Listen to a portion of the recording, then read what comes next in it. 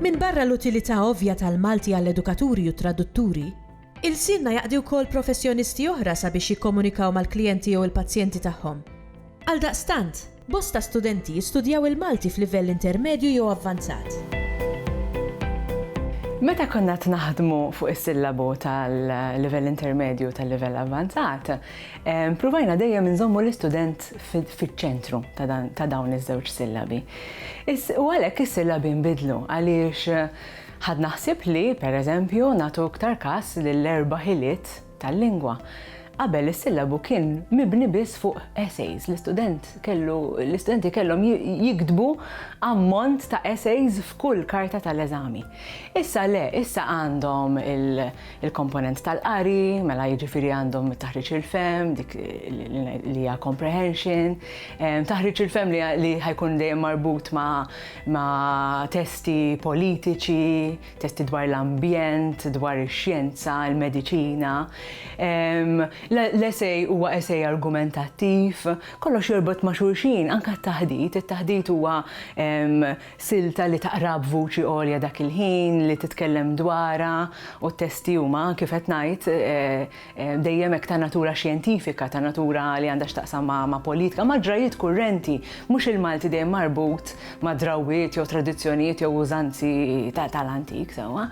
Għaliex għax nemmnu li l-istudenti għandhom bżonn dawn it-tip ta' kitbiet, għandhom bżonn ikunu elokwenti fil-lingwa nattiva tagħhom, għandhom bżonn li jitalmu jaħsbu, jifformulaw l-ħsibiet tagħhom, jifformulaw l-argumenti tagħhom u jiktbu b'mod serju dwar suġġetti kurrenti, suġġetti serji.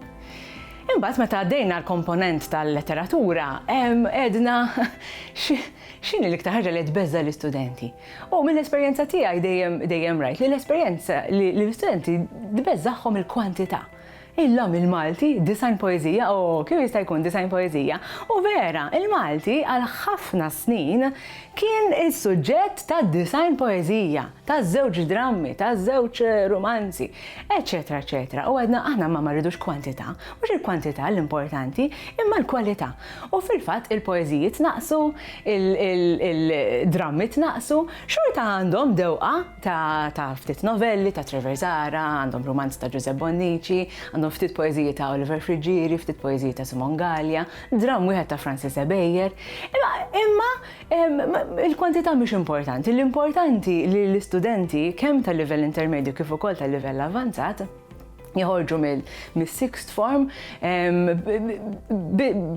b'idea sabiħa dwar il-Malti, dwar il-lingwa tagħhom u nittamaw li joħorġu li jħobbu l-letteratura jibqgħu jaqraw. Ġifieri anke jekk jażlu suġġetti differenti, ħafna mill-istudenti tal-intermedju pereżempju ma jibqgħux jistudjaw il-Malti, imma jażlu mediċina, jażlu innaf l-ekonomija. Imma nittamaw li b'dan is-sillabu almenu joħorġu hemm barra u jibqgħu jixtru ktieb bil-Malti, jaqraw ktieb ta' poeżija jekk hemm bżonn għaliex le. Lan ta' dan is-sillabu kemm fil-każ tal-avvanzat kif ukoll anke tal-intermedju huwa li jkabbar l-arfien tal-istudenti fil-lingwa materna, l-lingwa tagħhom stess. Kif inħobb ngħid kemm il-darba anke lill-istudenti tiegħi intom il-Malti ta' fuq. Jien mhux il-Malti qed nallimkom, jien qed inġibkom konxji ta' dak li qed tgħidu u kif qed tgħiduh. Mela anki l-iskop ta' dan is-sillabu huwa li issa jiksbu anki lenti ġdida u iktar fina fil-mod anke kif jesprimu lilhom infushom. Fil-fatt il-Malti illum iktar minn qatt qabel qed joffri tant u tant possibiltajiet.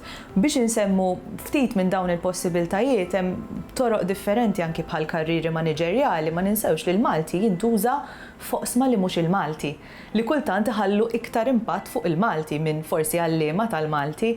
Ġifieri hemm oqsma maniġerjali, il-marketing pereżempju, il-Malti li jintuża b'mod tant intelligenti biex ibih xi ħaġa pereżempju. Il-medja, ġurnaliżmu Umbat, mis-xogħlijiet klassiċi biex ngħidu hekk, dak tal-liema imma wkoll l-interpretar u traduzzjoni. Illum il-ġurnata qed impoġġu ħafna importanza wkoll fuq it-traduzzjoni ta' xogħlijiet letterarji. Meta l-istudenti jiġu il-Junior College biex jistudjaw il-Malti, fost l-oħrajn ħajjieħdu esperjenza sħiħa, mhumiex qegħdin hemmhekk biss għall-Malti.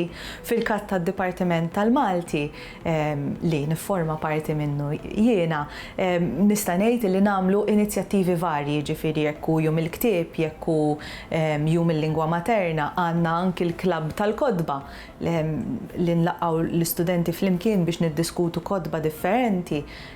Ikollna ħarġiet anki sal-librerija pereżempju sa festivals ta' kodba.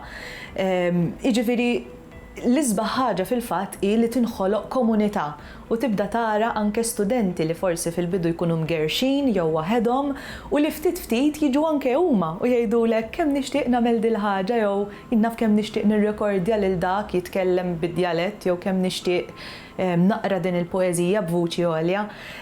U fil-verità jinħoloq dan is-sens ta' komunità u naħseb xi ħaġa sabiħa hi li l-istudenti jafu li jistgħu jistrieħu fuqna.